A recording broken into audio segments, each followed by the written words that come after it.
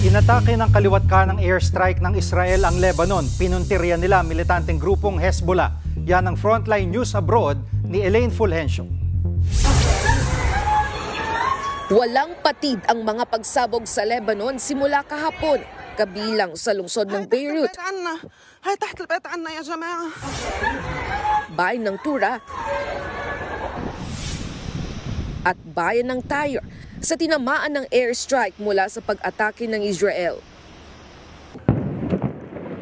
Ang target nila, ang militanteng grupong Hezbollah na may 1,600 miyembro sa southern Lebanon at Bekaa Valley. I have a message for the people of Lebanon. Israel's war is not with you. It's with Hezbollah. Please, get out of harm's way now. Sa pag-atake ng Israel, isang gusali ang nasapul ng airstrike. Nagliyab ito. Sa loob lang ng isang araw, halos 500 ang namatay sa airstrike. Kabilang ang 35 bata, mahigit 1,000 naman ang sugatan. Ang Hezbollah naman gumanti at nagpaulan ng daan-daang rocket attack sa Israel.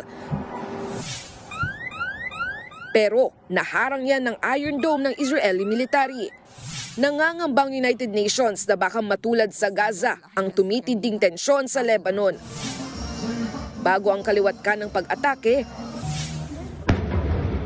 nanggigil ang Hezbollah dahil sa sunod-sunod na pagsabog ng mga handheld radio kung saan hindi bababa sa 30 ang namatay. Isinisisi nila yan sa Israel. Nananawagan naman ang Department of Foreign Affairs sa mga Pinoy roon na umuwi na. Total, mayroon namang ipinatutupad na repatriation program. Nasa 10,000 ang Pilipino sa Lebanon pero 500 pa lang ang nakauwi.